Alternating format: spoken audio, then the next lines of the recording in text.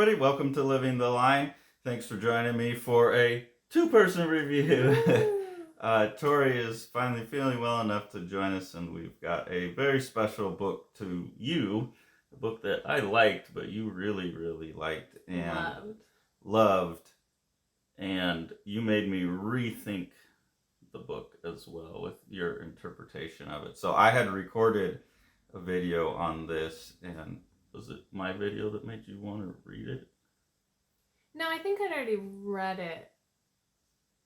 Or, I don't know, maybe it was. Yeah, I guess it must have been because I was like going through editing and looking at the artwork, and I was having a pretty good day. So I was like, okay, I'll just pick it up and read it. It's not that long, so I thought it'd be, it's just like a quick, easy read. But actually, I ended up like a crazy person, like writing all these notes in a notebook about it, and ended up reading it like 4 times back to back, going through it and like really chewing on it. And yeah, I've been like obsessing over it and thinking about it a lot.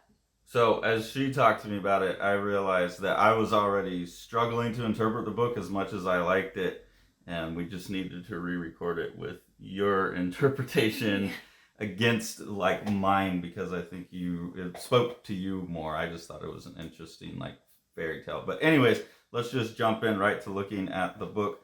This is Rusalka, Whisper of the Forest. It's a new publication out from Stranger Publishing, Stranger Fanzine Publishing, and the story and artwork, everything's by a new debuting artist, I believe, named Kamila Krol. So we're just going to go through. I will say ahead of time, this is usually, I wouldn't do such a thorough review of a new book because I don't want to spoil new books, but given the depth of Tori's reaction and the kind of extra different interpretation I had of it, I think this is very worth a deep dive. And I think in a new artist, especially like Kamila Krol, who does such a rich work that got such different reactions, deserves to hear.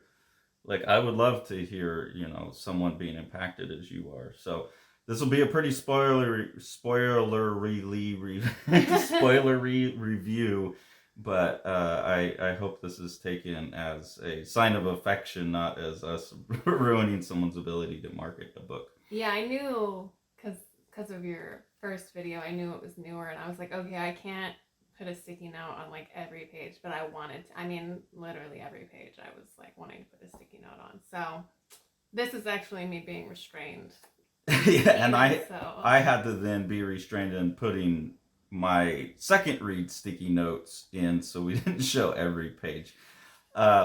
We'll start with the section that I think set me down the wrong road when I read it. First off, I read on the back what the book is a reinterpretation of was it Polish? I think it's Polish. Slavic myth about a water demon, Rusalka, who will lure men into the water and kill them. So basically like a siren story. And it's one of these stories, and it's presented that way on the back as like this is showing her from the other side. So kind of like one of your favorite books, Grendel. Yes. Does that as well. Yeah, or like the way Wicked is told from the Wicked Witch's point of view, things like that. That kind of like, yeah, inversion. You call it inversionist. Inversionist, yeah. Well, I got that from Dave, but it's definitely, I came to it thinking, okay, this is like a feminist inversionist tale along the lines of Maleficent. And I tend to not like that taste of your own medicine inversion of stories. So I came thinking that's what it was, but I really, really like the artwork. And it's like, with artwork this good, I'm going to give it a try, even though I'm a little skeptical. And then right out the gate, you have these forest fairies basically talking about a human boy has come through and like, marked all over the trees and screwed up the bark, and they're kind of saying like, well, that's, it just has human boy written all over it. They have the urge to carve their name onto whatever. So I was immediately like on page 3, like, yeah, this is kind of what I'm expecting, like men suck, blah, blah, blah. And so it was very hard for me not to map like typical symbolic interpretations of like this has the moon, this has the forest, it has society, Yeah. all these things that I have very strong symbolic mythological associations to. And then in the context of like that being subverted or inverted, trying to make the villain character a sympathetic character, it was really hard for me to not approach the book in that way. But then as I was going through, I got very confused, and we can talk about that as we go. Yeah. I got very confused by some of the symbolism because it didn't add up in the way I'm used to. And that may just be the Slavic interpretation. And another thing that I noticed really early on that at first I thought was maybe a production error, but it also seemed to go with the story. And I don't know how well this shows up on camera, but there's this strange glitch effect here where the art looks like the file got corrupted. But it's in a section where she's talking about having time lost, and it does switch to another scene. So I was pretty sure it was intentional, but I found that a very interesting piece in the art right away. So do you want to say a little bit about who this character is, the main character? So that's Rusalka, right? And so she's like a water nymph, I guess. Yeah, and like you said, she lives in the forest. She lures men. She has these little where were they? These little sprites that follow her around. Mm-hmm. They talk about that, I think, on the next page. Yeah, and so she lives in this lake, and as you can actually see here, she will lure men in and then drown them. Well, so before we jump into it any further, like I do want to clarify that my interpretation is coming from, I've been learning a lot about like trauma, like, and it even says it's about like control and identity. Mm-hmm. So I've been learning about like, trauma, abuse, things like that. So that's really what is like coloring my whole interpretation of the story. But through that lens, it's like, so there's so many things that are so rich. So that's why it was so impactful for me, I think. And I think I was looking at identity, and then she says very explicitly on the inside that she's a queer artist, mm-hmm. and there's this inversionist. So I was mapping identity politics onto it, and that's why I was like very confused when like the forest is presented as the masculine, yeah, rather than the feminine, and I got very confused about all of that because there were these things that kind of guided me that way. But I think your interpretation is a better one than mine. So yeah, and so like here, this black text is the forest itself. Speaking to her, which is like a parental father figure. And he's saying, I gave you this beautiful lake. I made this safe home for you. But like, you forget this, like you're not grateful. And then saying, I miss your songs. Why don't you come home and sing for me? And from the perspective of like a child who has I hate to use the term narcissistic, but because it's like I don't know. Self-centered. Yeah, like a self-centered parent who maybe is like emotionally immature and things. Children don't have their own identity. Like their identity is to please their parent. And so like that's to me the beginning of that theme here where he's saying like, come sing for me. I miss that. Like, why aren't you doing these things for me? And then the counterpart of that is when you don't want to do things for them, it's like, well, you're just being ungrateful. Look at all these things I did for you, even though you're the child and it's their job to provide for you. So that was one of the first things that started like keying me into that theme through this whole story. And that's based on your experience growing up. Yeah, I mean, whereas I didn't have parent figures like that, so I'm just seeing this as like the symbolic, like patriarch, father. Yeah. And I found that very strange because typically I associate the forest as Mother Earth. And so immediately me going in like, okay, this is like this inversion of all these symbols. And then it's getting weird too because like the symbols themselves have been inverted in their gendering or whatever. And, so that created confusion for me. But I think it is like your interpretation of just parent figure rather than sexing it or gendering it is interesting. On this page, we're introduced to another mythological character, and this is where some of my kind of maybe ignorance about the Slavic mythology is. I don't know who Vodnik is, but he seems like the Loki figure, kind of a trickster figure. And I particularly like here, this is where all of a sudden, pretty early in the book, I'm like, no, my initial assessment of what this is about isn't quite right. And I couldn't then land on what was exactly trying to be said, because they've presented the human characters right out the gate as the chaotic, the destructive and stuff, but then Vodnik says humans are not as pointless as the forest would like to see it. And I was like, okay, it's not just this clear-cut good guy, bad guy, the forest is good, the humans are bad. There's something else going on here. Yeah, and that's why I also marked this, because it's explicitly said, like, our worlds are intertwined. And I think that, we talk about that a lot. I think that's one of the things that has created the prevalence of so much distress in modern society, is that we have separated ourselves from nature. And, there's been kind of a movement going back to homesteading and hiking and things like that. But I think our societies, especially in American society, the focus on individualism, disconnection, is kind of the root of a lot of depression, distress, like the things that are large themes that our society is struggling with. And it's explicitly saying here, like, the forest, the mystery, the mysticism, nature is entwined with humans. And like you said, like, humans aren't as pointless as the forest wants them to be. But and you pointed out to me what I was missing about the forest here too, is that I see the forest as the connected, like Mother Earth is connected, the roots, they even talk about the mycelium in here, but you also saw the forest as the flip of that symbol, which is the isolation, the run out, and be like my desire to have 100 acres and everyone fuck off. Like, the forest is the place of isolation and disconnection and mystery as well. And so to see both sides of that symbol are interesting, because I had totally missed that. And that in this story, the humans are almost part of the connective element.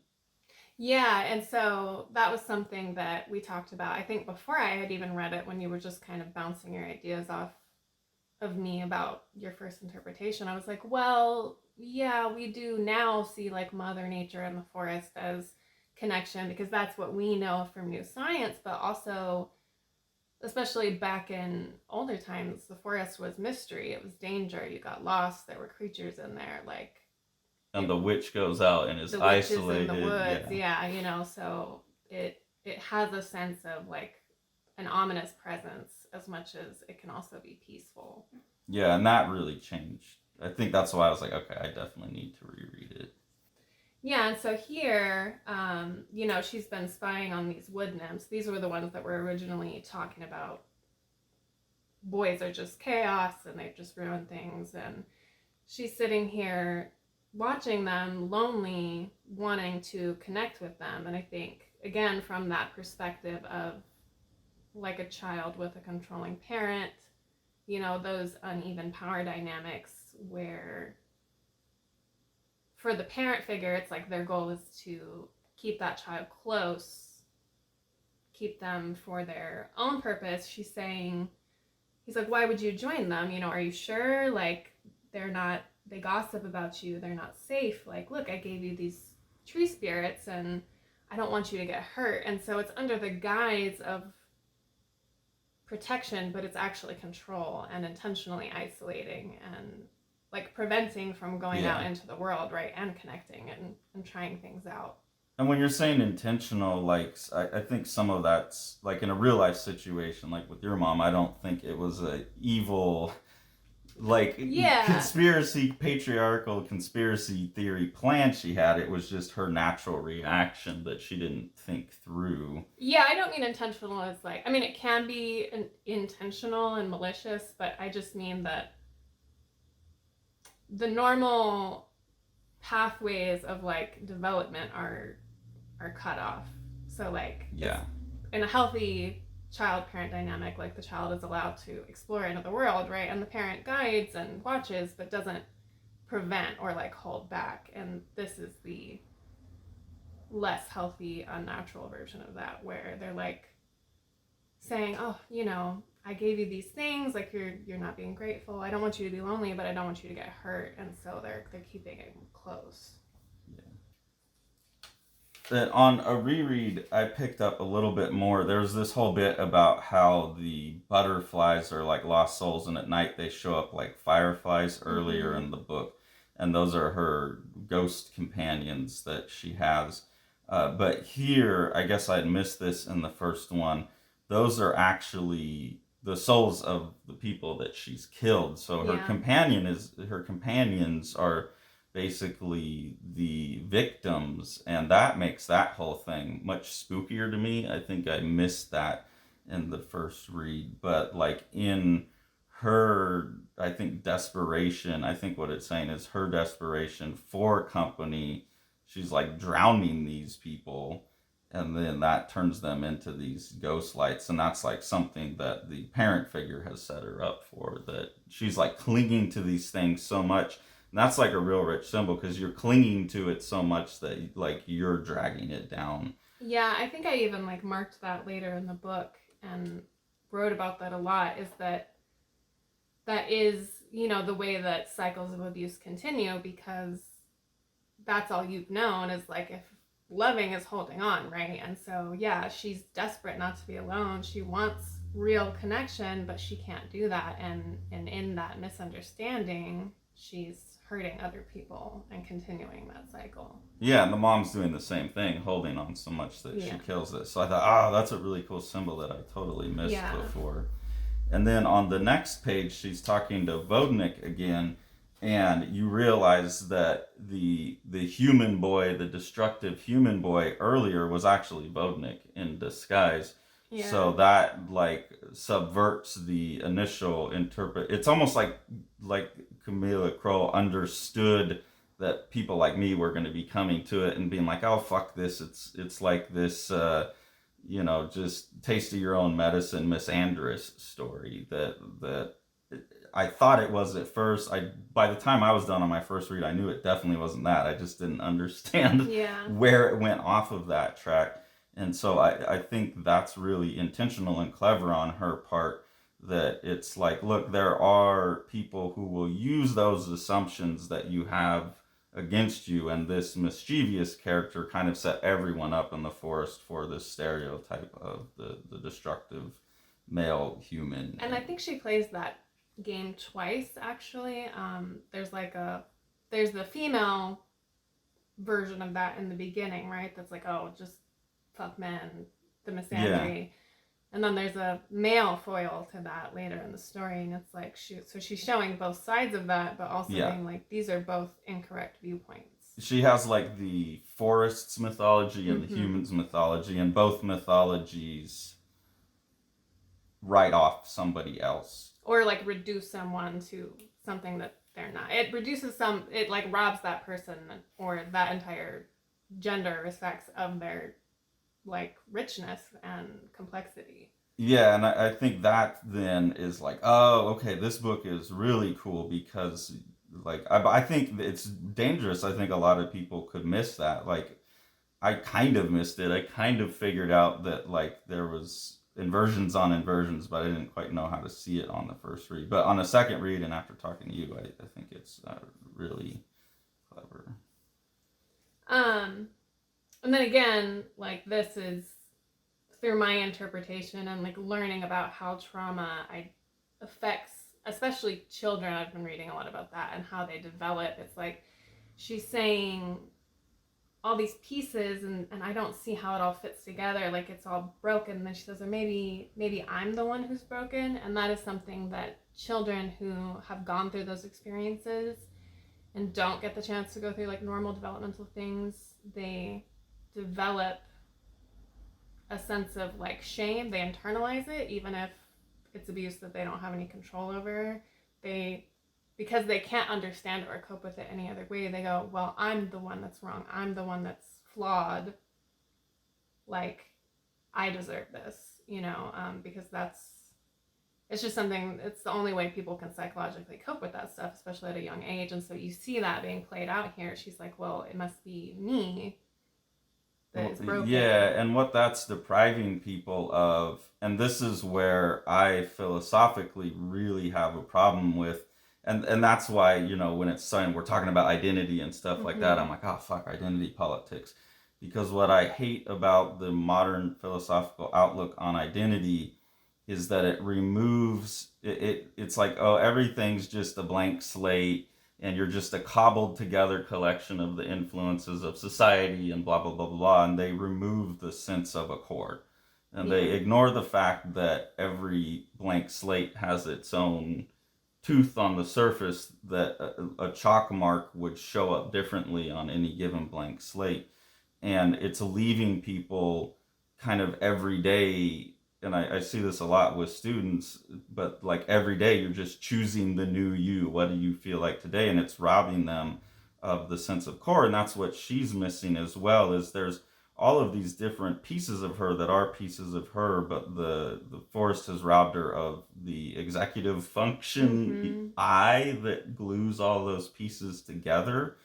And so now I'm looking at this book and I'm seeing that's part of what she's talking about, is both of those dynamics on either side, and the whole discussion around identity is also forcing people to feel like this cobbled together puzzle, but it's not allowing them to see that there is something putting all the pieces together, which is you, and that's the you that persists. And I think that's a really dangerous outlook, and so I wonder if she's poking at that. And then Rusalka then takes all of her little companions, her victims, and turns it into a fake her that she's going to leave in the forest, kind of as like the, when you pile up all your pillows in your bed so mom and dad don't know you're gone, that's going to let her escape. And I'm not quite sure, maybe you have an idea, but I don't know how to fit that into all of what we're talking about. But the fact that she's constructed like maybe it's like the external mask of herself, but it's not the real her, but that's the best she can do at this point or something. I'm not quite sure. And then doing that out of your victims it's very creepy to me. But well, it's funny too, because she says, I think on the next page here, she's like, well, keep the forest eyes on you. That was your purpose all along, wasn't it? And so she's understanding that the forest has given her these things. And I view these as the subtle manipulations and things that people will use to keep someone in a situation. So she's saying that was the purpose all along, wasn't it? Is that I was told that these were good for me, that this was company, but actually it was a way to keep me under the thumb of the forest. And so now she's using those same tricks and manipulations as a way to deceive and pursue her own goals. But it's still like, as a discussion about identity, I'm not quite sure how that, it's like the image someone crafts rather than who they really are. But then now it's like she's leveraging those manipulations as her own manipulation. Yeah, so now she's learned those things. Yeah. By constantly being surrounded by them, and she's like, and that's the moment of realization. She's like, oh, these were just things to keep me with the forest, to keep me, what's the word? So it's like the mask that you put on to deal with the parent, kind of, when you learn to use their own tricks against them. Well, it's like the maladaptive, like tricking, turning those things. It's like, well, if your parent always lies to you, you'll learn to lie. Because that's what you know. So now she's playing the game back. And having a realization that was all, she thought it was kindness, but it was just manipulation. Yeah. I had to note the spirit of the forest here, like the one who's kind of watching her to make sure she's not misbehaving. I had to note how they're kind of doing the same thing I want to do in Bound. Yeah. Or the same way that I'm representing what I want to do in Bound on screens, because I'm going to do that thing, but in a spot gloss. I just thought that was cool. It was like, like I like this artist visually. They're doing some of the same kind of tricks I'm interested in. And then another thing that really is cool in the book is this glitch effect that I noted early on is intentional, it is memories from another life or like some hallucination she's having. That gets explained more later, but it's done in a red against the green, which is really nice. And then I really, really like this particular instance of it because this is all one picture. She's just like chopped it off and moved it. And so it's like showing her literally like cracking open and something coming out of her that will get resolved later on. Here, she's been spotted, right, by one of the villagers, and she's run away. And then you see her having this panic attack here, saying like, "Oh my gosh, what was I thinking? Like, I don't belong here." Looking for answers, like they'd be in this place that I'm not supposed to go. I'm full. I'm full. Like that is 100% what happens when you're trying to break away from those kinds of situations, or like break away from that parent. It's that internal dialogue that just plays in your head, and it's like I can 100% relate to that feeling of like it's just this word vomit of like berating and reinforcing those things, because you just breaking out of it is so difficult. It's like the parent's voice. Yeah, and it's like been, I mean, you've even said that, like that's your mom talking, not you. Yeah. And so I saw, I really like recognized that and felt that in that scene of like, especially stressful situations will bring that up because it's just so built into you from the very beginning. And I've literally had to be like, say your mom's name and tell her she doesn't have permission to talk anymore, because like I can see it happening sometimes. But yeah, Rusalka has now left the forest and gone to a human village where she's looking for that connection. She's looking for whatever's going on here, this missing part of her, and struggling with that. And then within that, you get the myth, the original Rusalka myth, told from the villager standpoint, and it is very much the women are dangerous harpies who are going to get their claws in you and and drown you. Yeah. And like, oh, I've met insatiable girls before, I think I'll survive. And it's like, nah, you be careful out there, boy. These women will eat you. Yeah, and like I said, I wanted to mark that because, like I said, that's like the other side of that argument that are both incorrect, right? It's like villainizing the other. Well, it's not entirely incorrect. It's not that there's not people out there who fulfill those stereotypes, and it's not that there's a lot of people who fulfill those stereotypes. Like, I think we've both, like, I've been with women who fulfill that stereotype. You've been with men who fulfill the other stereotype, and there are a lot of them. And so you see why those things go in place, but I think they're also saying, it's unfair to map that onto everyone. And I also don't think there's any point in this where Kamila Krol is suggesting not to be cautious, because there are people on both sides who will do that thing. But I think it's really nice that she is showing both sides rather than leaning into one mythology or the other. Yeah, that's what I meant, is like applying that to everyone in a blanket is, like I said, it reduces people down into something simple when humanity just isn't simple and people are complex. Yeah. And I think she's showing that doing that one way or the other is more harmful than good, obviously. Yeah. Continues all the cycles. Yeah. Here, yeah, this is where I had marked it, where we talked about her wanting to be, she even says it here, a deeper connection. She's looking for a way to connect to people, but she's doing it in inauthentic ways. She's doing it in harmful ways, She is fulfilling the stereotype at this point. She is being like the negative, damaged person who's going to cling on to you and drag you down and drown you. Totally, yeah. So she's in seeking that, and you can even see it here. She's stuck on the surface and can't connect to those people, and she's grasping for these things. And in doing that, by not self-reflecting and not working to acknowledge and like break out of those patterns, she's just repeating the harm and hurting other people. Yeah. And it is super creepy, like it really gets at some deep stuff. Oh, so this is after, like, just after she's killed that collection of men that were telling the story about, sirens and stuff. And once again, we've gone into this glitchy thing. And then the forest spirit pops up and saying, oh, you almost got lost again. You're too far from home. And it's that same.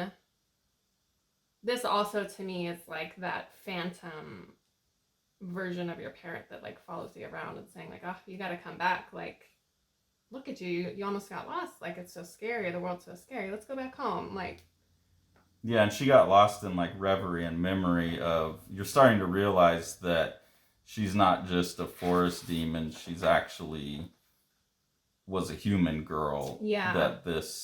And so this is where it plays the kind of normal trick of these type, like the Grendel book or whatever, where it's making her a sympathetic character, where she's not just this water demon, she is actually a girl. I don't know if we have that page tag, but she's a girl who was murdered by a guy, or raped and murdered by a guy and thrown in the lake. Yeah.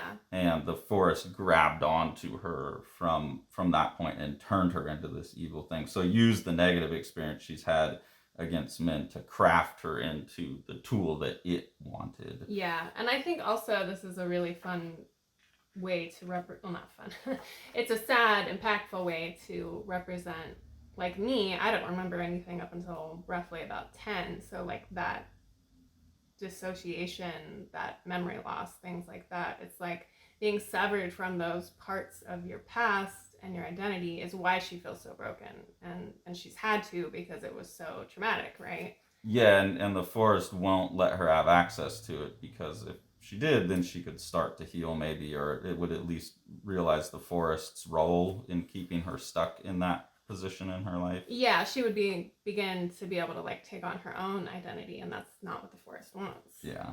Here she's meeting Willow, who is like this is more like the Mother Earth character in the story, I think, rather than the spirit as like the patriarchal, bad parent. This is kind of the good parent in the situation in some extent. I don't know. I don't know if I would map. I don't know if I personally map that on. I guess she does have like a matronly kind of presence, but I just feel like she's representing that person that can come into your life and create that safe space for you and kind of gently lead you to understanding about how, like, you've had to do that, right? Like, yeah, helping me be like, oh, maybe that wasn't so normal, maybe that wasn't so good. And so I feel like that's the space she's creating. And here Rusalka's saying, I don't know what might happen when I go back to the forest. And Willow asks, like, do you want to go back? And then she tries to answer and just starts crying. And that's a really difficult thing too, because it's painful and terrifying to break away from that parental figure, that person in your life, even though 30 years of what you know. Yeah, it's terrifying because that's what you know. It's unfamiliar, it's scary, it changes. So even if you can start to see, oh, maybe this isn't so good, it still is. There's a part of you that still wants to go back because it's what you've always known. Yeah, it's comfortable. Yeah. And I think you talked about that in your first video too, with saying like there's things that can grow out of tears. And I think that to me is like that we have that discussion about resilience a lot. Like, yeah, sad things can happen, but good things can blossom from that. Like, you hope.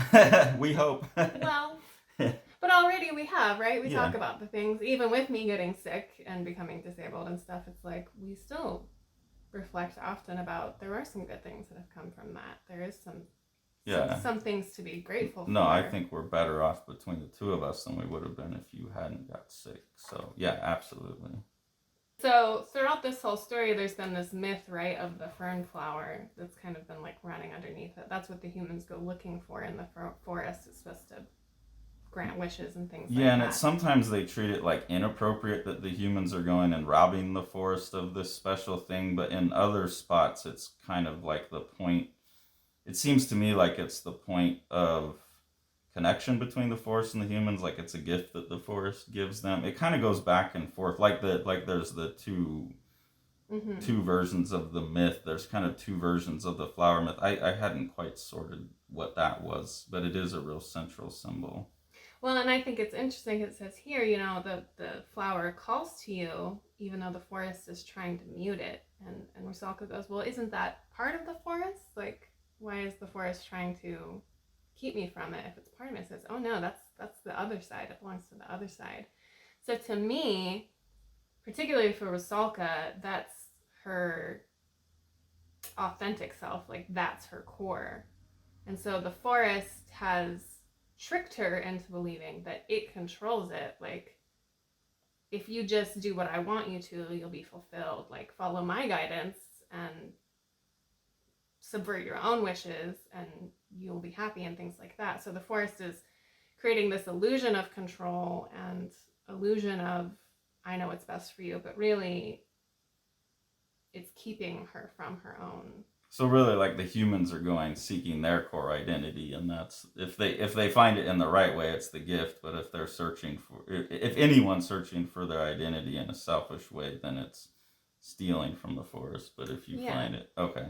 Yeah. So like if you're going through life, making your way, fulfilling your own wishes, but you're hurting everyone around you, then you're stealing the flower.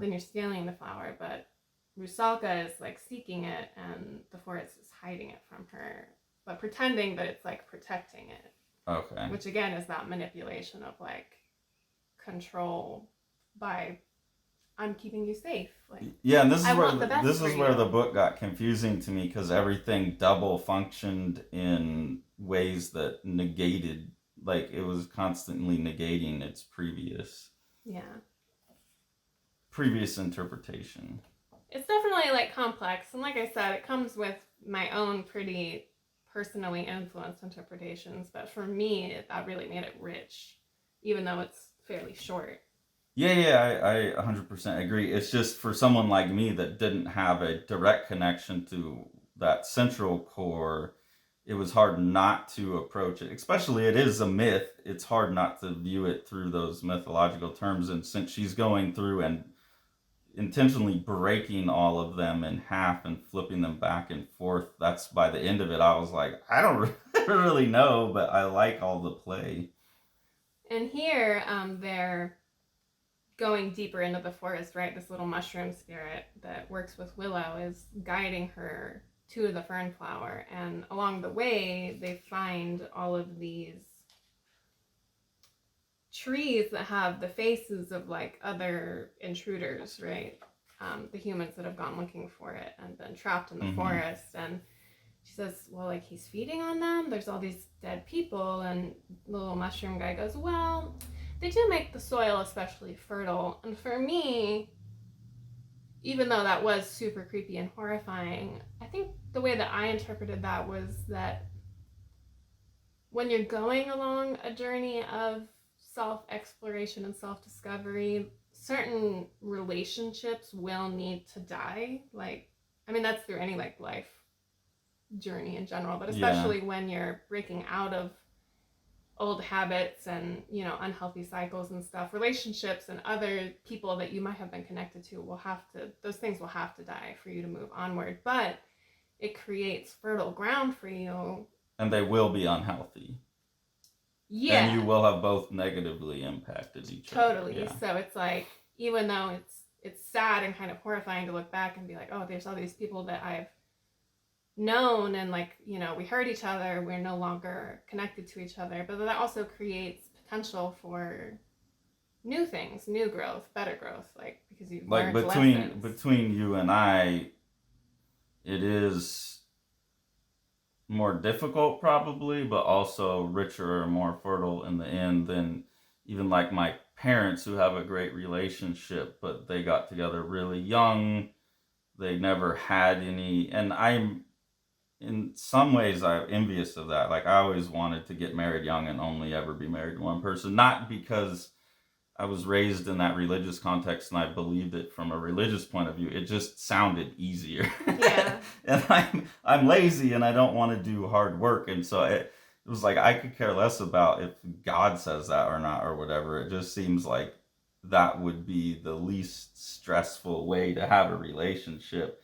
But I do think having had both of us having had history of negative relationships, we probably have a richer, deeper. Not that my parents don't have a deep relationship, but I don't see them sitting around talking about this stuff the way we do because they don't have those touch points, and like dealing with you being sick and stuff. Mm-hmm. They can't be of help anymore because they don't know, and that's hard because you used to turn to your parents. But like that's soil we have to till on our own.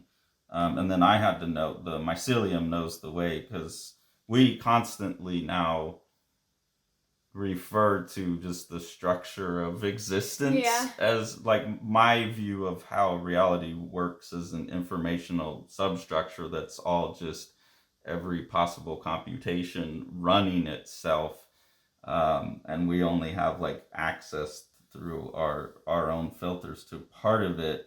We use that term, the mycelium, and we often say like just trust the mycelium. Like I don't see this top-down view of like God has a plan for me, but I do think that there are patterns, and you can learn to kick your feet back and flow with the patterns and listen to the patterns and follow them and have a better life. If you resist that, things are going to be crappier.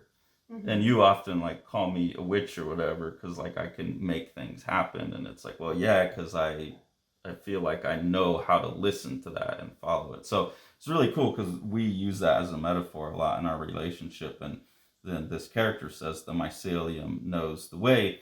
And I think I got confused in my first reading on that because to me, the mycelium is part of the forest, that what keeps the forest connected. But you're correct in that in ancient myths, they probably wouldn't have had that view as much. And really, that's all under the surface, and you don't see it, even though new science has shown that that is the communication network for the entire forest. I think I had to split the mycelium out in the second read as, no, this is what's going on underneath the surface. Above the surface is the forest and civilization, but this is like the connective tissue that we all need to get back to.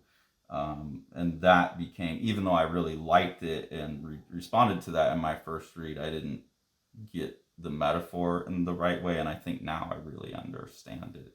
Because this mushroom character is this character that's like showing her the way. Mm-hmm. And it's easy to mistake that as part of the forest, but no, it's part of the thing that the forest also relies on. Yeah, and I think she's also providing an answer, like how do you heal from these experiences, right? How do you become a more fully realized, authentic, healthy version of yourself? It's through connection.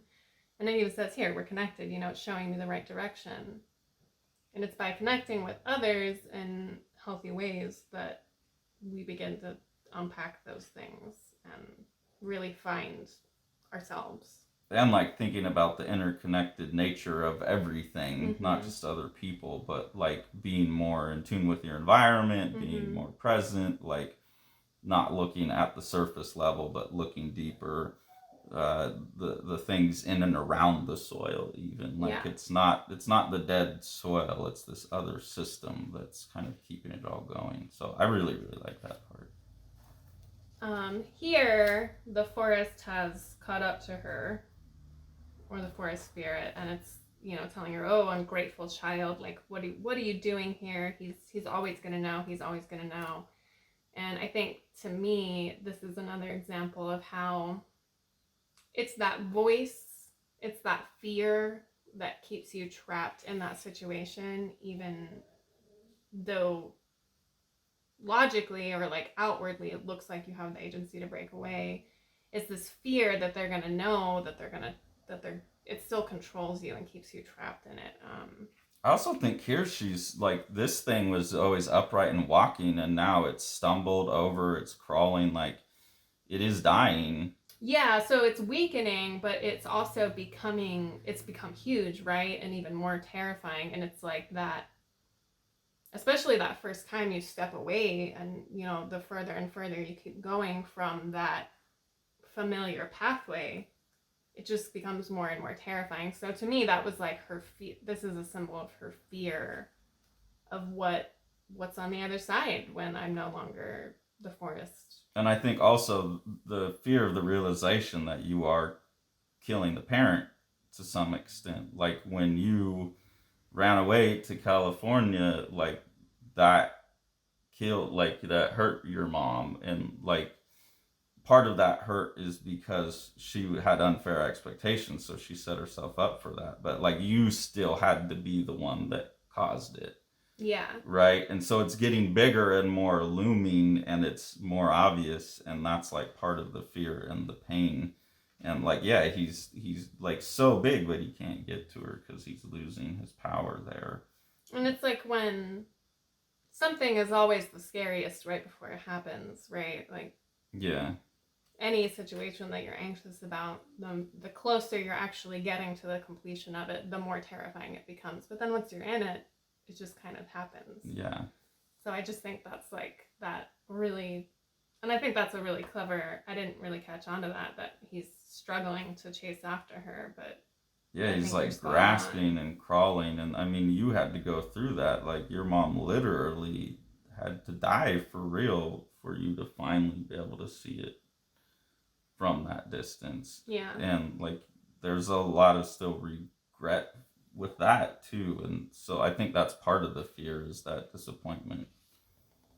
And then now it's so weak that she can turn around and like look at it without any, like it can't get her. Like she's now confronted it and basically killed it. And this is here, I mean, anybody who's had a parent like that, this is almost word for word something I've had said to me. Like, did you have fun? Like, does it feel good turning your back on the only person that ever cared about you? Like, you've hurt him so badly after everything he did for you. And it's like, she's saying, good? Like, did he do this for my good? It's a wrong idea of what good is. And so she's really finally facing that down and facing, like, that is, I mean, when a parent says that to you, it's like a knife in your heart, right? Well, and that's what I'm saying here is this figure is like, you're killing me. Yeah. Oh, why would you hurt me so? But look at me. I'm floundering around here. You've taken away my core identity. I'm the parent and I'm no longer a parent. Like, what am I going to do? You're killing me. And it's like such a shitty.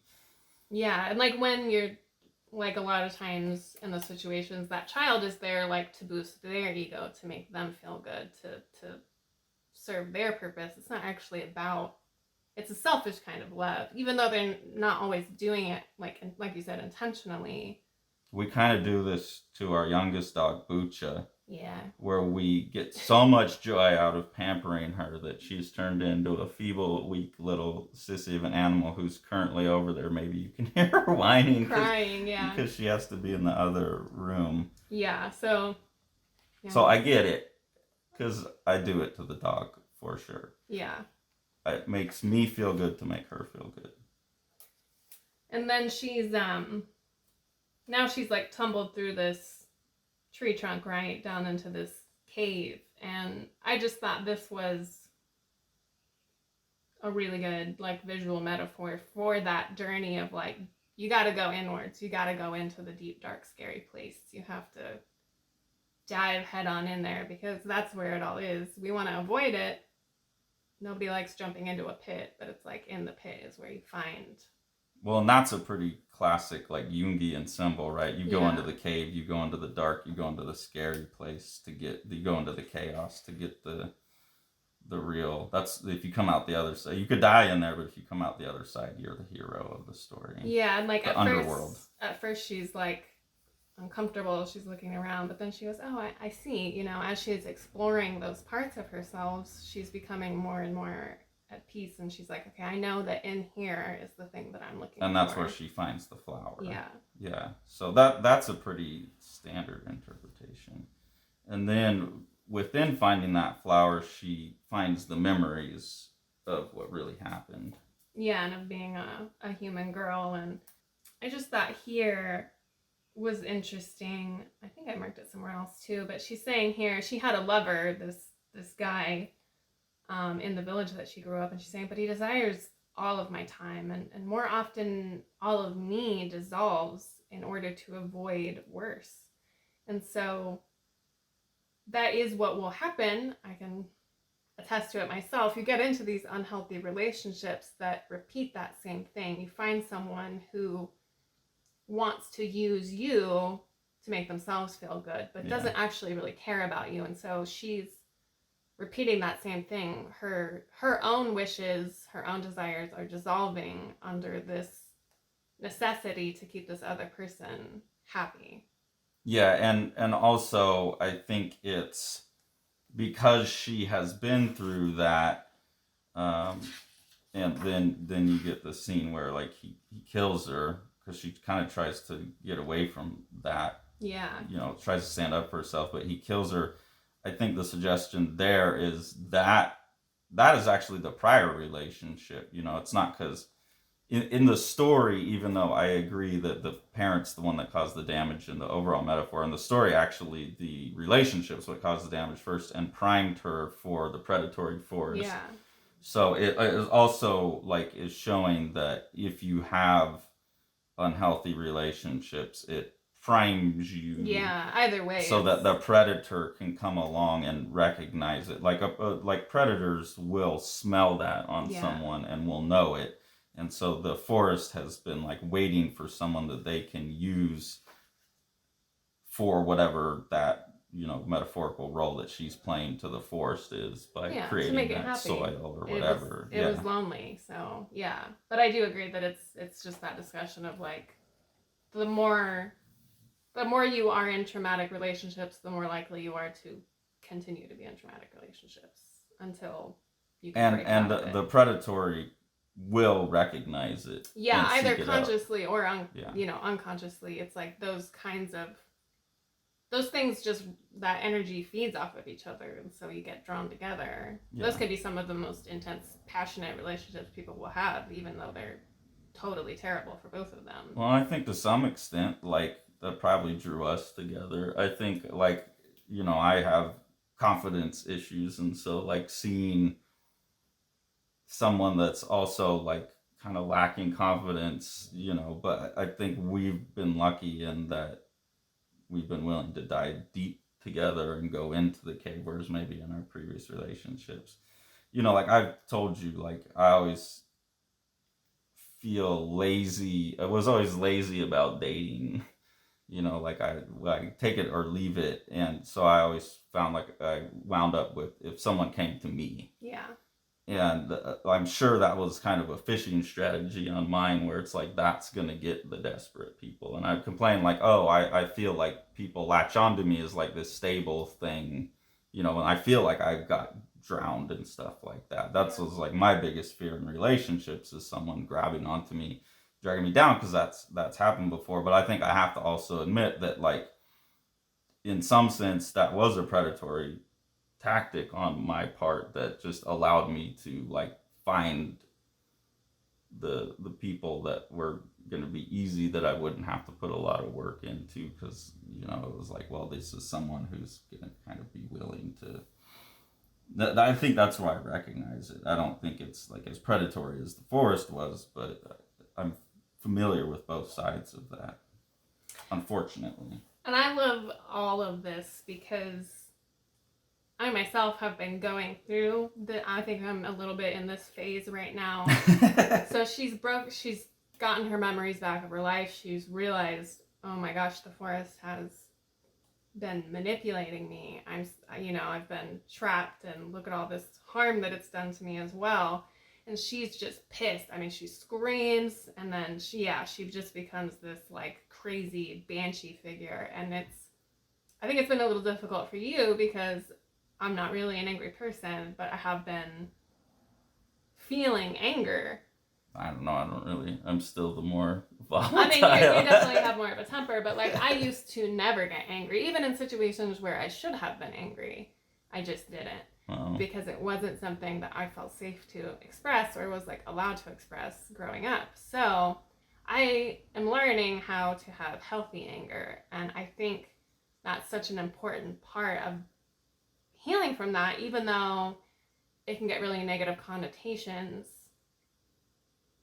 I think it's just absolutely necessary. So like she should be pissed. She's been taken advantage of. She's been hurt. Like I should be pissed. I got robbed of normal childhood experiences. Like, and now at 34, I'm having to deal with them. Maybe that's why I don't even really notice that, because like I'm encouraging it to some extent. Well, yeah, but I've also been working on healthy outlets for it. But I just really loved this because it's like that's so. Oh, that must have felt so good. Just screaming that all out. That's a release. Like you have to let yourself feel that too. That's why I need 100 acres, so you can just go out in the backyard. I would love to just be able to go out in the backyard and just scream. I've told you multiple times I wish I could just go somewhere and scream without like the cops showing up at the door. Yeah, the neighbors would call the cops if you did it here. For sure. And I just think that's like so healing, and just saying that I was like, she's got to feel awesome right now, because I think that's part of it, and it has to happen. And a lot of people like who grew up in my situations are really uncomfortable with being angry. I always tell myself, my mom is so angry, I never want to be like her. So I didn't let myself be angry. But that also meant that I let people use me in ways where I should have been angry, and I should have stood up for myself, and I didn't. Yeah, and I'm constantly, that's where, like with the medical stuff, like I'm telling you, get angry, advocate for yourself. Like they canceled your appointment. Fuck them, you need the help. And like I guess like my little cheerleader, like, get mad. And I'm like, ooh, it's so scary, but I'm learning, and I'm much more comfortable with my anger, because I definitely have a control freak monster in me that I've always had that, and I'm always working on not giving into that. And so I've worked real hard to learn when to use it as a tool. And it's like, it's okay to be angry. These people are fucking around. Tell them to knock it off. Get what you need. And especially as a woman, though, too, like society views angry women as like aggressive, right? Oh, she's just a bitch, like whatever. So doesn't matter. Like I know it doesn't matter, but get what you need. Well, that's what I'm saying. Is I'm unlearning those things now. So when I saw this, I was like, yeah, girl, get it, because like I'm learning that it can be a positive emotion if it's not consuming you, like anything else. Too much of something is bad, but. Plus, it's a fantastic set and of it's just fantastic. Drawing. Yeah, it's just so emotional, and beautiful lines. The art through all of this, I just love. On top of this being so deep. Yeah, the art's fantastic. I feel like we don't even have to talk about that, but it's got a real nice, it's all digital, it looks like, but the brushes used are very textural, almost feels like pencil work a lot of times. And yeah, that's why I bought the book, is because I didn't like reading the synopsis. My suspicion is that it was a Maleficent, which I fucking hate. But yeah, the story's much richer. But the art was so good, I didn't even care even then. So that speaks to the art. And now here, she's pissed. She's confronting the forest spirit itself, like the big kahuna. It's this big eye. And, you see these things like, your little adventure, did you have fun? Like, so much work, digging up all the stuff that I've protected you from, and like, you'd do anything to hurt me.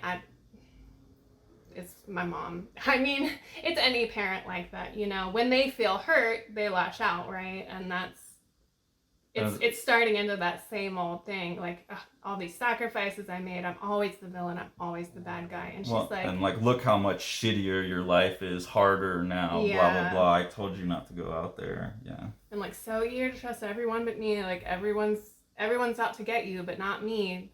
And then, she's like, no, stop. Like, you've used people to stay in power, like to serve your own needs. And she says, I remember everything now. And she said, I had so much to live for and so many plans. And like, that's how I've been feeling too, is there's that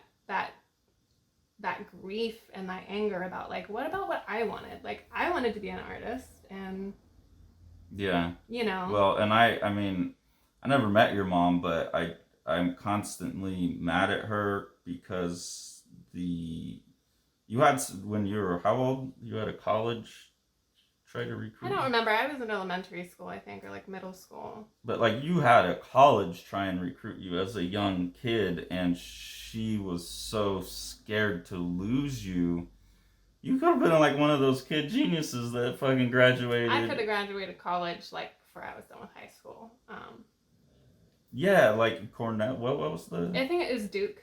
Duke, a big Yeah. university, came to recruit Tori when she was in grade school. And of course, a parent is going to be freaked out by that. But I would also think any parent that really wants the best for their kid would like explore that option cautiously with the child, not just shut it down. Because, yeah, like that closed off so many routes. And, like, yeah, it's all way more dangerous and way more painful. And, but that, I And mean, then just she's in saying here, retrospect. like, you've kept me isolated. I've had no control. Like, you made me believe that obedience was my duty just so that you can go stronger, which is what that power dynamic creates. Like, my mom made herself into this godlike figure, right? So that she felt Yeah. powerful, so that she felt good about herself. But that meant that I had to, everything she said was law, right? Like, there was no disagreeing. There was no.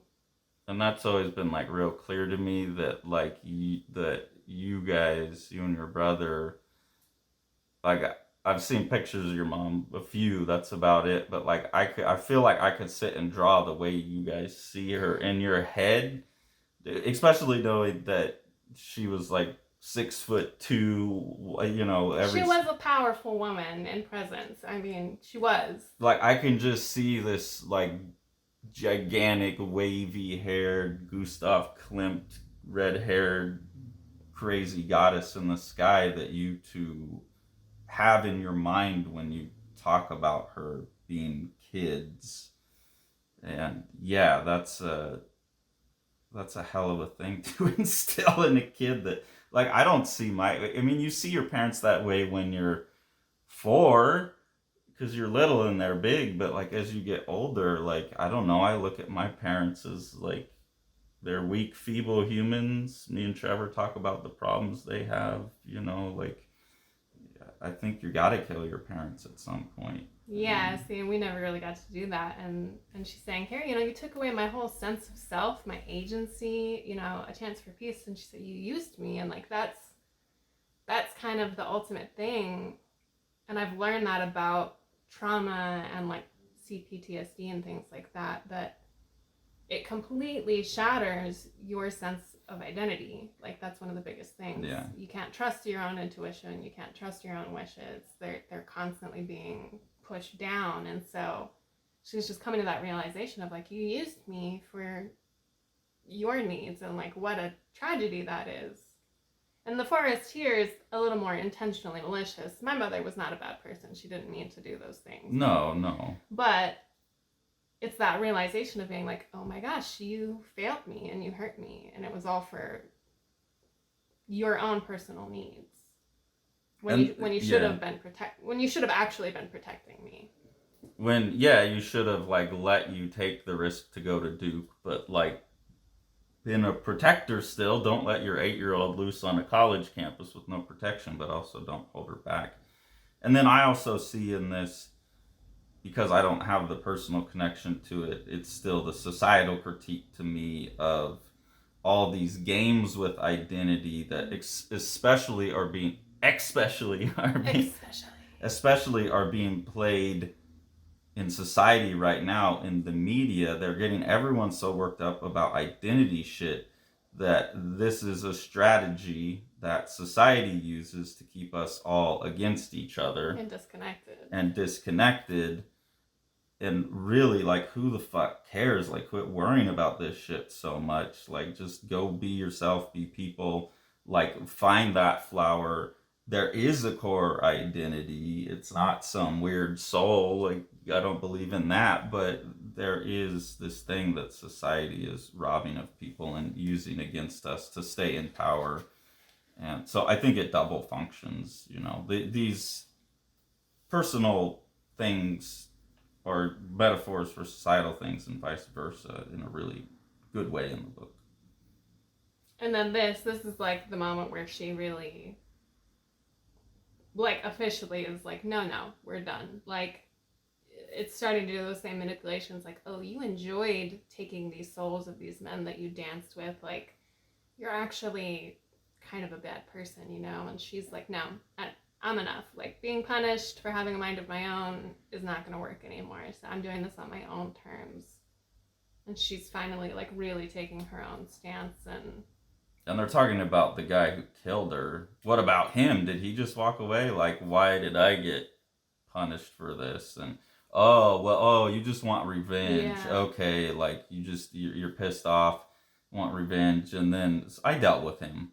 He disturbed my peace too, and it's like, again, it's always like about, yeah, and she says ultimately it's always it was about me. you, like, Yeah. not the fact that I got raped and murdered. Yeah. Like, it was about you all along. And again, that kind of double or triple functions as a metaphor, which is what good mythology and fables and stuff do. And so I think that Kamila Krol has made a myth that double, triple functions. It's a proper myth. Here, she's like, okay, I'm done with this. I'm not going to be this person for you anymore. She's saying, I'm not Rusalka, I'm Lenka, which was her human name. And she's saying, I'm cutting ties with all of this and I'm giving back these glow lights. So she's releasing all of those previous, like, wrongdoings. Like, she's forgiving herself, right, for all of her mistakes, which is just something you have to do. Like, you tell me that all the time. Like, you can't keep blaming yourself for things that you did out of desperation. Yeah. Like, because I have a lot of guilt about, I mean, everyone looks back with regrets, but, I tend to ruminate on that a lot, and you're always telling me, well, forget about it. Like, it was the best you could do. You didn't know any better. And so she's saying, I'm cutting ties with all of that. Yeah, I don't typically operate with regrets, though. I have very few. I'm very jealous of that. Like, I can look back and say, oh, man, I did the wrong thing in that situation. And there's things I think back that are more like foot in my mouth that make me shiver, or like where I know that mentally I was in a fucked up place. But, like, I'm also always, maybe because I'm so egomaniacal or something, I'm always able to also, like, I know my intention while doing it. And I think that's something that society misses a lot these days too, on both sides, is they look at the action but they don't look at the previous 100 pages of the book. And so I always like stories where no one's the good guy, no one's the bad guy, and the trauma and abuse are cyclical, and even someone like Hitler that you would condemn to the deepest depths of hell, like, you're not doing yourself or society or anyone else a favor if you don't try and empathetically, not sympathetically, you don't owe people sympathy, but if you don't try and empathetically see it from their other side. And I do think in a lot of conversations around these topics, people throw around the word empathy and they really mean sympathy. I don't think anyone's do sympathy, but everyone's do empathy. Yeah, and that's one of the reasons I loved, like you said, that book Grendel by John Gardner so much, is because he's still a monster. 100%. She still killed those people, like, in the story, and she can acknowledge that, but she's saying, okay, like, I'm letting go of that. She's made mistakes, she has hurt people, she's definitely drowned plenty of men, she's got a lot of glow lights hanging around her, but, it's giving her that empathy to be, like, understanding why those things happened.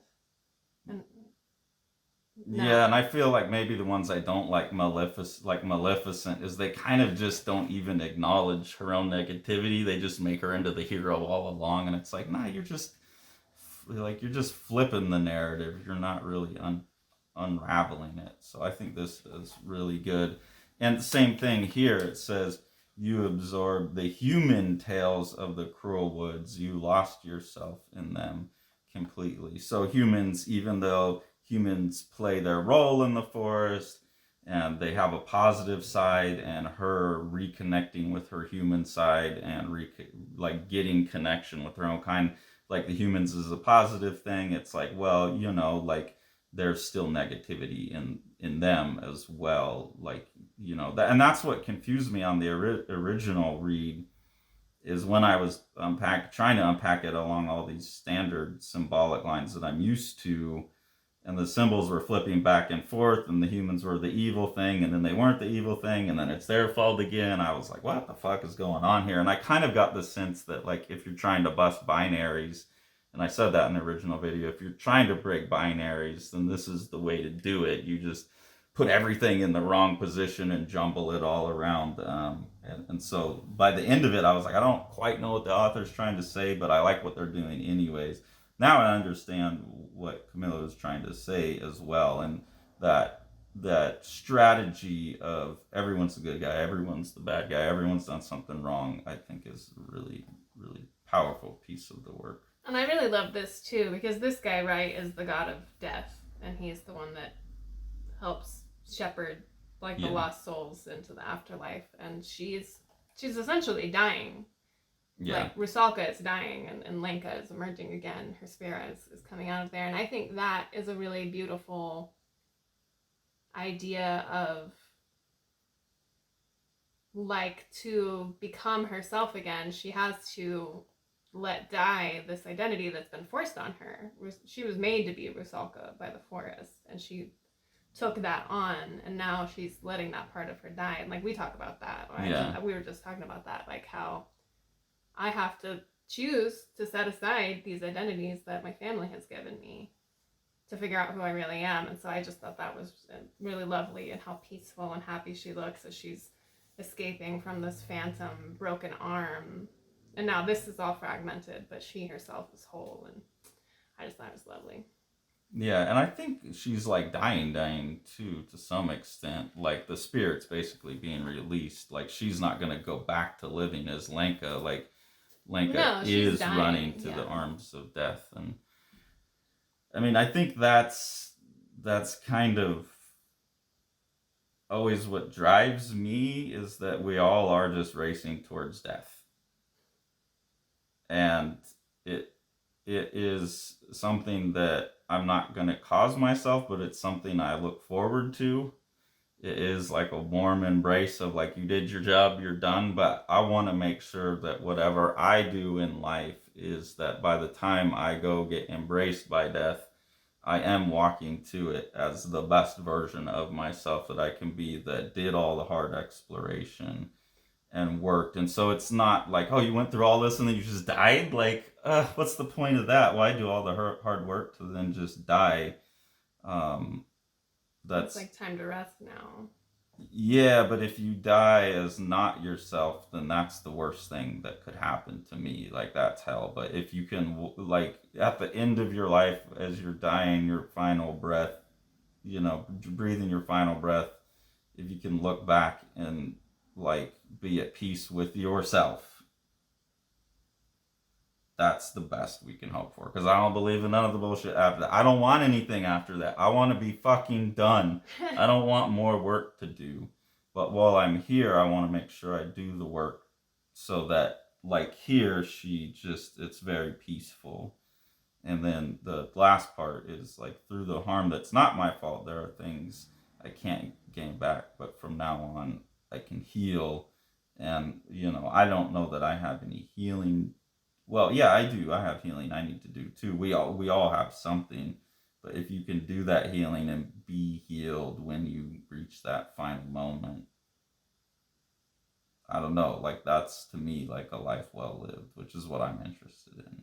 Yeah, like this for me, I loved that last part. Have it written down somewhere. That will be a new little, like, mantra of mine. It's like, okay, you can't, none of those things that happened to me when I was like 4 or 5, whatever, were my fault. I can't go back and change them. I can't go back and change my childhood. I can't get back certain things, but I can learn how to heal from them. And, like, that's my choice. So like you said, it's like doing that work. I can choose to heal. And things that were your choice, like things you did 18, 19, 20, that were your choice, still learning to see, like, it was the choice of the fractured being. So the you that glues it all together was not operational at that point. Like, that doesn't mean that you're excused from those things, but there can be some, like you said earlier with the killing the people, like, there can also be some love for your previous self who made that you can acknowledge you made a dumb, bad, awful, whatever, however you want to cast it, choice. But like older me can forgive you. Older me is more glued together. Older me knows that that bad choice was a reaction to this thing, which was out of your control. Yeah, it's like that self-compassion makes space for not only like healing and letting those things go, but also creating room for good things, better things. Yeah. So sorry that sorry Kamila and sorry Strangers Publishing that we really this basically showed your whole new book. This was kickstarted, so I don't know how easy it is to get a hold of now. I'm assuming Strangers Publishing has a bunch on their website still that you can go get. So hopefully this video just leads to more people buying it. I'm not trying to give the work away for free, but also I know as an artist working on a book, if I had someone react to it so intensely and so deeply as you did, I would want to hear that. I would hope so. If this is taken as like we gave everything away, I apologize. That's not the intention, but it's more for like Kamila Krol. You made a wonderful piece of work that impacted Tori very deeply, and in turn made me rethink it and impacted me deeply, and has obviously given us to a lot of metaphors for things that we already talk about a lot in our relationship. And it's something that has, in all the digging through the soil to make our relationship deeper, I think this book is something that will continue to be a conversation piece. And I think an artist deserves to know that. So that's why we're being more in depth than I would normally like to be with a book that just came out. Normally I would show a little bit of what it's about and say you need to go buy it and find out for yourself. But yeah, I tried to hold back, but it just, like I said, it was so for being so short, it was so rich. And I literally wrote like, I don't even know, that automatic writing. I was just like scribbling furiously in like 8 or 9 pages of my book journal that I have about this story. And so it just killed me in the best way. So hopefully people watching this video, if you've made it all the way through, appreciate you hanging out. But hopefully also us showing so much of the book doesn't stop you from buying it, because beautiful artwork all the way throughout. And then as you can tell by how we're going on and on about it, I think a really rich story. And I think people should go to it, and because we had two very different, now that we've talked about it, I see where they conjoin to kind of hit a core point. But I think other people will map their own experiences on it, which is what good mythology does, is open to interpretation. So please go get yourself a copy of Rusalka, Whisper of the Forest, and follow Kamila Krol on Instagram and support her. I've seen she's starting work on a new book already. And I know. I went and stalked her Instagram. I was like, yeah. So I'm waiting for it. Yeah, really excited for that. I think this is an artist that hopefully will have a long career of equally impactful books and comics. And we got to support these new artists to make sure that they do have long careers, and that books like this don't go overlooked, because they're very good. Book of the year. Early